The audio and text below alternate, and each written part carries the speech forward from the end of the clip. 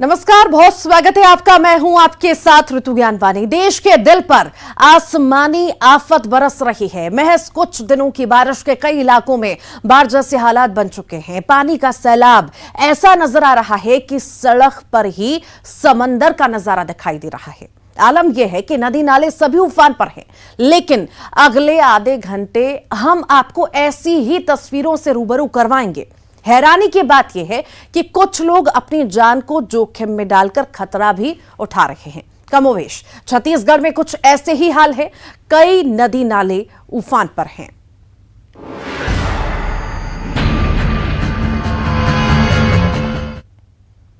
MP में monsoon full speed में है। प्रदेश के कई जिलों में बारिश का दौर जारी है। बारिश की वजह से नदी नाले उफान पर हैं। कई जगहों पर पुलिया के ऊपर से पानी बह रहा है। यातायात बंद करना पड़ा है। कई जगहों पर निचली बस्तियों में पानी भर चुका है। घरों में पानी भरने से सामान बर्बाद हो गया है। लोगों को भारी परेशानियों का सामना करना पड़ा है।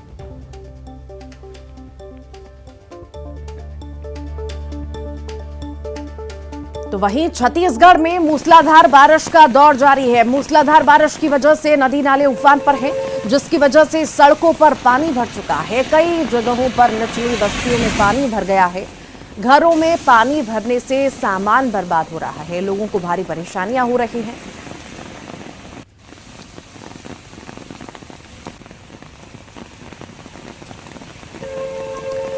ये अलग अलग जगह की तस्वीरें आपको दिखा रहे हैं। देखिए बारिश से किस तरह से हाहाकार मचा हुआ है। लोग तरह तरह की परेशानियों से जूझ रहे हैं। छोटी छोटी बस्तियों में, घरों में हर जगह पानी ही पानी नजर आ रहा है। सड़कें खराब हो चुकी हैं। पानी लबालब सड़कों पर भी देखा जा सकता है। लोगों का बाहर निकलना दूभर होता हुआ नजर आ रहा है। तस्वीरों में साफ तौर से देखा जा सकता है कि किस तरह से बारिश इस बार मुसीबत बनकर आई है और सभी परेशान हो रहे हैं। ये 8 तस्वीरों के जरिए आपको दिखा रहे हैं। देखिए किस तरह से हाहाकार मचा हुआ है। अलग अलग जगह के क्या हालात बने हुए हैं, किस तरह से लोग परेशानियों से जूझ रहे हैं, ये तस्वीरें दिखाने के लिए काफी है। देखिए भोपाल की तस्वीरें हम आपको दिखा रहे हैं।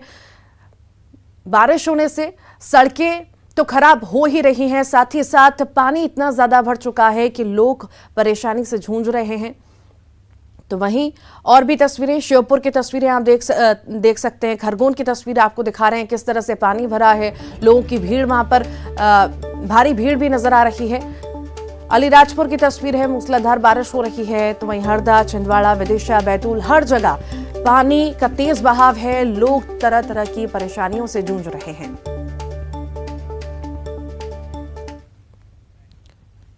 बैतूल में लगातार हो रही बारिश के बाद ताप्ती नदी पर बने पारस डैम का गेट खोल दिया गया, जिसके बाद बुरहानपुर प्रशासन अलर्ट हो चुका है।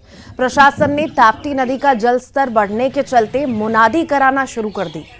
जिला प्रशासन ने निचली बस्तियों में बाढ़ का पानी भरने पर लोगों को विस्थापित कर शेल्टर होम बनाने की तैयारी कर ली है। उधर ताप्ती नदी में लगातार बढ़ रहे जलस्तर के बावजूद स्थानीय तैराक जान जोखिम में डालकर बहती हुई लकड़ियों को पकड़ने की कोशिश कर रहे हैं।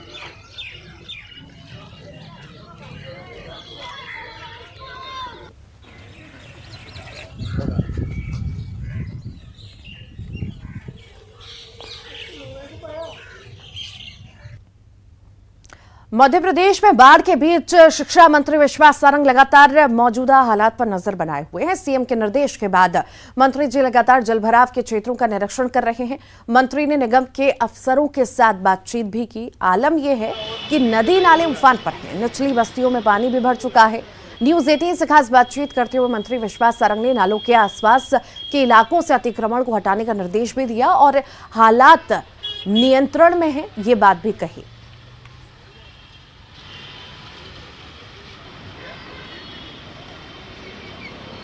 राजधानी भोपाल में तेज बारिश के चलते नदी नाले उफान पर आप देख सकते हैं। अशोका गार्डन थाना क्षेत्र में खुद मंत्री जो है निरीक्षण करने के लिए यहाँ पे निकले हुए। जो नाला है वो यहाँ पर बिल्कुल लबालब यहाँ पर जा रहा है। साथ में कई निचली बस्तियों में पानी भी भरा है। नगर निगम के इंतजामों का यहाँ पे जायजा ले रहे हैं। सर, किस तरीके की स्थिति देख रहे हैं, क्योंकि कई बस्तियों में बारिश बहुत तेज है और पिछले हम 48 घंटे में देख रहे हैं कि बहुत ही तेज इंटेंसिटी से बारिश हो रही है।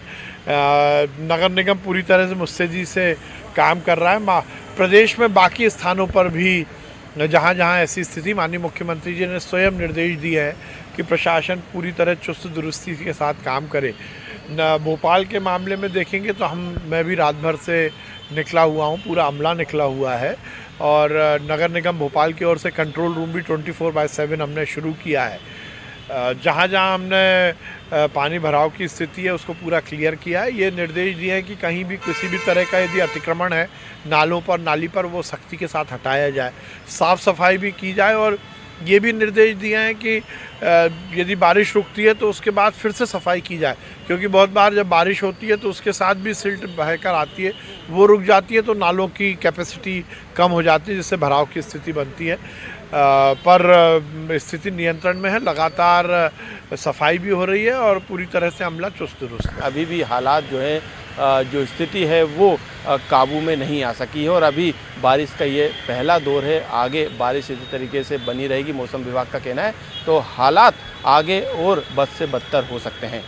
कैमरामैन अजय तंवर के साथ Manoj Rathore, news 18 Bhopal.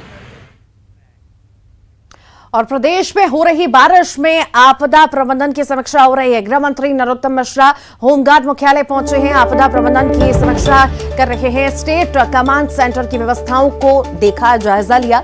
ACS home Rajesh Rajora और डीजी होमगार्ड पवन जैन मौजूद हैं।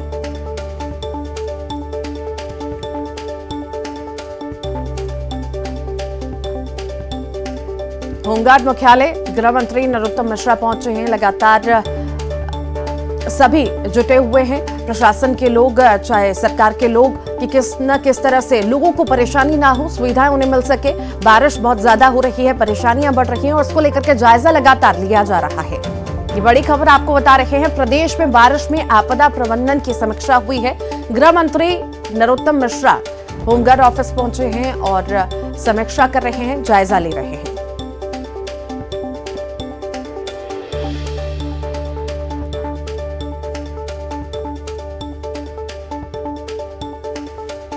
तो लगातार बारिश हो रही है, समीक्षा तो की ही जा रही है। जगह जगह हाहाकार बारिश से मचा हुआ है, हालात बेकाबू होते जा रहे हैं। अब लगातार बारिश की वजह से लोगों को तरह तरह की परेशानियां भी हो रही हैं।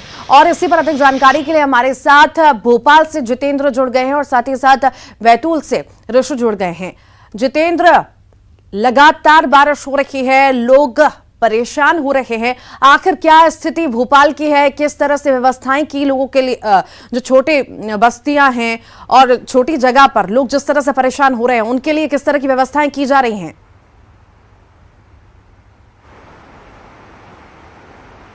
ऋतु, तस्वीरें देखकर आप समझ सकते हैं कि लोग उफनते नालों के किनारे अभी भी रहने पर मजबूर हैं। न्यूज़ 18 ने इसी जगह की खबर पहले दिखाई थी। आप देख सकते हैं कि लोग नालों के किनारे रह रहे हैं और पानी उनके घर, उनकी दीवार को छूकर निकल रहा है। उनके जो घर हैं कभी भी इस बहते पानी में बह सकते हैं, ये कभी भी बड़ा हादसा हो सकता है। ऐसे कई सैकड़ों परिवार हैं, कुछ लोग वहाँ अभी भी बैठे हैं नाले के किनारे। और मैं अपने सहयोगी से कहूँगा कि वो दिखाएं कि आखिरकार कितने करीब नाले के ये मकान बने हुए हैं जिनमें लोग रह रहे हैं, अभी भी चहलकदमी कर रहे हैं। ऐसे कई सैकड़ों मकान हैं जो नाले के किनारे हैं, उफन रहा है नाला, ये मौत का नाला आप इसे कह सकते हैं कि किस तरह से लबालब होकर ये नाला बह रहा है। मगर प्रशासन ऐसी जो बस्तियां हैं जहाँ पर लोग रह रहे हैं उन्हें शिफ्ट नहीं कर पा रहा है और कई सारे लोग, कई सारे छोटे छोटे बच्चे या उनके परिवार के लोग मजबूर हैं इस ऐसी जगह पर रहने को। मगर रात में अगर तेज पानी होता है तो ये पानी उनके घरों को बहा सकता है, डुबा सकता है, बड़ा हादसा हो सकता है। शायद उसके बाद प्रशासन की नींद खुले। मगर ये तस्वीरें काफ़ी हैं भोपाल के हालात दिखाने के लिए कि देख सकते हैं नाले कितने उफान पर हैं, कितने तेज बहाव के साथ ये नाला बह रहा है। ये भोपाल का शौपरा तालाब का नाला है। इसके किनारे तकरीबन 150 ऐसे मकान बने हुए हैं तकरीबन जहाँ पर लोग रहते हैं और ऐसी दोनों ही तरफ पूरे लोग बस्तियों के साथ रहते हैं। ये नाला जब तेज उफान पर आता है, अपने शवाब पर आता है तो हादसे हो जाते हैं। देखिए लोग कैसे गृहस्थी के सामान के साथ में अभी भी नाले के किनारे बैठे हैं, रह रहे हैं। आपको महिलाएं नजर आ रही होंगी, लोग नजर आ रहे होंगे जो जान जोखिम में डालकर इस नाले के किनारे अपने छोटे छोटे बच्चों को आपको नजर आ रहे होंगे। ये कभी भी हादसे को न्योता दे सकता है। ऋतु देख रहे हैं, ये भोपाल की असलियत है। प्रशासन कितना मुस्तैद है, कितना सजग है, इसका आप अंदाजा लगा सकते हैं। जी ऋतु। ठीक, लौटूंगी आपके पास। ऋषु हमारे साथ जुड़े हुए हैं बैतूल से। ऋषु, आखिर क्या बैतूल की स्थिति है, किस तरह की बारिश वहां पर, किस तरह की आम जनता के लिए व्यवस्थाएं वहां पर कि राहत मिल सके इतनी तेज बारिश से?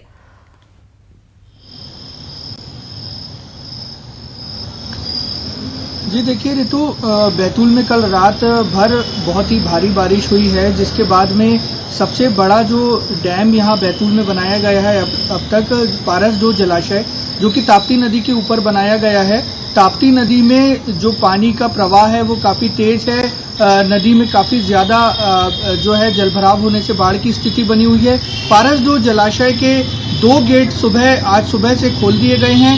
50 सेंटीमीटर तक ये गेट खोले गए हैं और प्रति सेकंड यहाँ से 117 क्यूबिक मीटर पानी जो है छोड़ा जा रहा है। जो डिस्चार्ज है पानी का वो बहुत ज़्यादा हो रहा है पारसडोह जलाशय से। इसके अलावा जो सारनी का सतपुड़ा डैम है, इसके पूरे के पूरे 7 गेट जो हैं वो खोल दिए गए हैं, जिसके कारण तवा नदी में भी बाढ़ की स्थिति है। सिंचाई विभाग के अधिकारियों का ये कहना है कि जो ताप्ती नदी के पारसडोह डैम से पानी छोड़ा गया है, तो जितने भी संवेदनशील क्षेत्र बैतूल से लेकर बुरहानपुर जिले तक के आते हैं, वहां पर कंट्रोल रूम्स को सूचित कर दिया गया है कि जितने भी संवेदनशील इलाके हैं वहां पर कड़ी सुरक्षा व्यवस्था की जाए। लोगों से अपील की जाए कि वो किसी भी तरह से जोखिम न लें। जो सारनी का जो सतपुड़ा जलाशय है, यहाँ से काफ़ी भारी मात्रा में पानी का डिस्चार्ज हुआ है, जिसके बाद में तवा नदी में बाढ़ आई है। तो यहाँ जो बैतूल सारनी के नज़दीक जो नांदिया घाट है, यहाँ पर भी अलर्ट जारी किया गया है, क्योंकि नांदिया घाट में हर साल काफ़ी ज़्यादा घटनाएं देखने को मिलती है। इसके अलावा माचना नदी और जो छोटी छोटी पहाड़ी नदियाँ हैं, उनमें भी उफान की स्थिति है। भीमपुर ब्लॉक की जो कुंड बकाजन नदी है, उसमें उफान आने से जो है भीमपुर मुख्यालय से कई गांवों का संपर्क टूटा हुआ है। जिला प्रशासन ने पूरे राजस्व अमले को अलर्ट किया है कि वे जितने भी संवेदनशील क्षेत्र हैं वहां पर तैनात रहें और कोशिश ये करें कि लोग किसी भी तरह का रिस्क न लें, क्योंकि अब से 2 दिन बाद गुरु पूर्णिमा है और बैतूल जिले से भारी संख्या में जो लोग हैं वो खंडवा में धुनी वाले दादाजी दरबार जाते हैं और शेगांव में जो गजानन महाराज दरबार है वहां पर भी जाते हैं। रास्ते में बहुत सारे छोटी बड़ी नदियां आती हैं जिनमें उफान की स्थिति है। तो एक आपके पास लौटूंगी फिर से। प्रवीण भी हमारे साथ जुड़ गए हैं हरदा से और साथ ही साथ सत्यनारायण जुड़ गए हैं हमारे साथ सुकमा से। आप लगातार बने रहिएगा। जितेंद्र, एक सवाल मेरा आपसे है, हम तस्वीरें जिस तरह से देखिए, बहुत दयनीय तस्वीरें हैं, डराने वाली, क्योंकि ये तस्वीरें हैं किसी वक्त भी कोई भी बड़ा हादसा हो सकता है। महिला बर्तन लेकर बाहर आ रही है, बच्चा भी साथ में बाहर आता है। यहां पर इतने सारे दावे जो किए जाते हैं और अभी जो कहा जा रहा है कि जगह जगह दौरे किए जा रहे हैं, आखिर क्या सिर्फ शहर तक सीमित रहेंगे वो दौरे? वो छोटी बस्तियों में नहीं होंगे क्या? अलर्ट रखना तो यहां पर जरूरी था। अगर इन्हें शिफ्ट नहीं किया जा सकता था तो अलर्ट तो किया जा सकता था।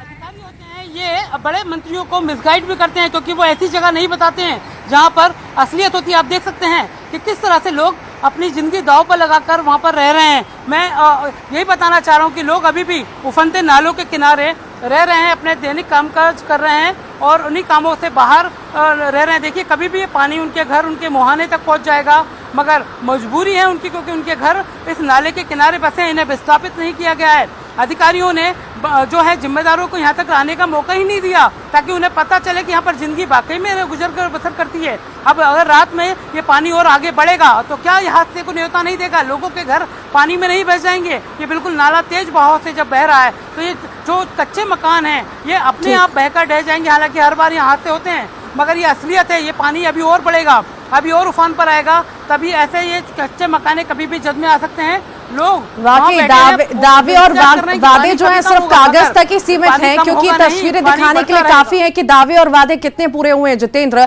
आप लगातार बने रहिए, फिर आपके पास लौटूंगी। सत्यनारायण हमारे साथ जुड़े हुए हैं सुकमा से। सत्यनारायण, आखिर क्या स्थिति है सुकमा की, किस तरह की बारिश वहां पर और कितना लोग परेशान हैं? जी, आपको बता दूं कि लगातार जो है 2 दिन से सुकमा जिले में बारिश हो रही है और मौसम विभाग ने अलर्ट जारी किया है कि और भी जो है आने वाले 2 दिन तक जो है भारी बारिश की चेतावनी है, जिसके बाद जो है जिला प्रशासन ने अलर्ट जारी कर दिया गया है। लेकिन क्योंकि चिंता का विषय ये है कि सीमावर्ती प्रदेश तेलंगाना की जो गोदावरी नदी है वो उफान पर है, वो बाढ़ के लेवल पहुँच गई है। पहली चेतावनी वहाँ से जारी हो गई है। जैसे ही गोदावरी की नदी जो है फूल जाती है तो सबरी जो नदी है वो बैक वाटर जो है कोंटा का इलाका और सुकमा का इलाका, जहाँ बैक वाटर के चलते जो है बाढ़ की स्थिति निर्मित होती है। सभी नदी जो है लगातार उफान पर है, उसका जलस्तर लगातार बढ़ता जा रहा है। करीब 9 फीट जो है सभी नदी पहुंच गया है और अगर लगातार रात भर ऐसी बारिश होता रहा तो सुबह तक जो है सभी नदी में बाढ़ की स्थिति बन जाएगी। वहीं पर जो है जगकुंडा इलाका है, जो नक्सलपंथ इलाका है, वहाँ पर मुकरम नाला है, वहाँ बरसाती ज़्यादा बरसात होने के कारण जो है वो नाला अभी जो है फुल चल रहा है और वहाँ पर आवागमन पूरी तरह से बंद है। जी ठीक, लगातार बने रहिए। प्रवीण तंवर हमारे साथ जुड़े हुए हैं हरदा से। प्रवीण, आखिर किस तरह की बारिश हरदा में हो रही है, प्रशासन कितना एक्टिव है और लोगों को कितना एक्टिव किया जा रहा है, वहां पर अलर्ट किया जा रहा है और प्रशासन कितना अलर्ट है?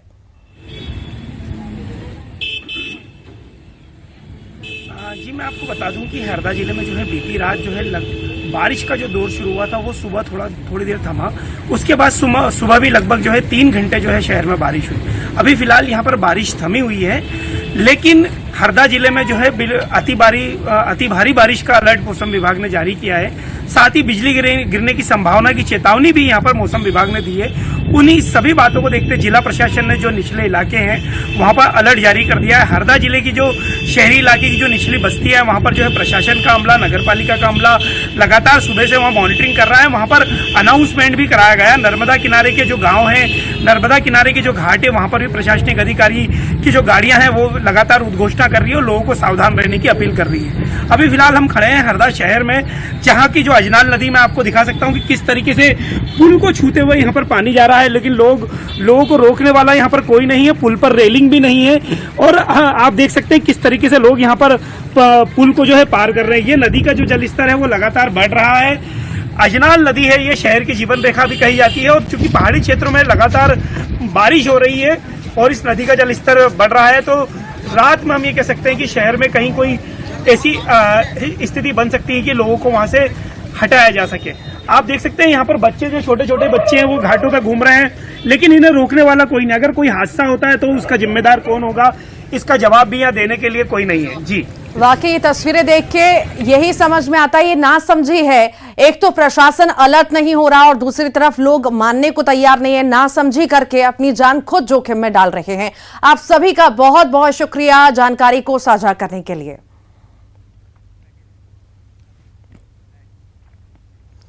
राजीव गांधी किसान न्याय योजना के तहत आज छत्तीसगढ़ के किसान खुशहाली का जीवन जी रहे हैं। ये देश का पहला राज्य है जहां इस योजना के अंतर्गत राज्य के किसानों का जीवन उन्नत बनाया जा रहा है। मुख्यमंत्री भूपेश बघेल की इस महत्वाकांक्षी योजना को लेकर किसानों का कहना है कि इस योजना ने उनका जीवन बदल दिया है।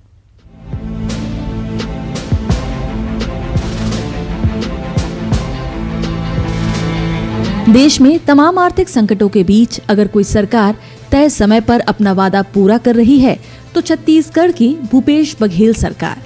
दरअसल किसान पुत्र और पेशे से किसान भूपेश बघेल के द्वारा अन्नदाता से किया गया वादा ही था जो आर्थिक संकट के समय में भी सरकार अपना वादा पूरा कर रही है।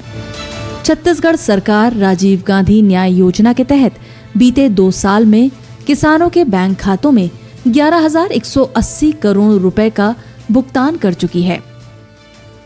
मेरे छत्तीसगढ़ के अन्नदाता बहुत प्रसन्न हैं क्योंकि उन्हें ऋण माफी भी लाभ मिला है और राजीव गांधी जो धान खरीदी 98 लाख मीट्रिक टन धान हमने खरीदा, उसका 1 सप्ताह के भीतर में पेमेंट भी हो गया। और राजीव गांधी किसान न्याय योजना पिछले साल भी 4 किस्त दिए थे, इस साल भी पहली किस्त मिल चुकी है, तो किसान इससे काफ़ी प्रसन्न है।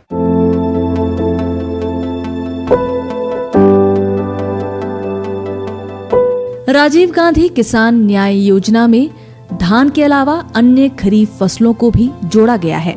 किसान न्याय योजना के तहत किसानों को इस साल 5,703 करोड़ रुपए की राशि का भुगतान 4 किश्तों में किया जाना है।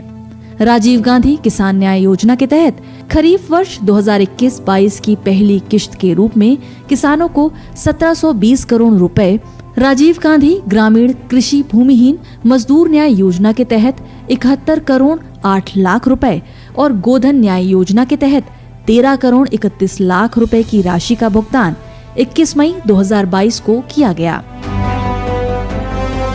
भूपेश सरकार की राजीव गांधी किसान न्याय योजना से किसानों की जिंदगी खुशहाल हुई है।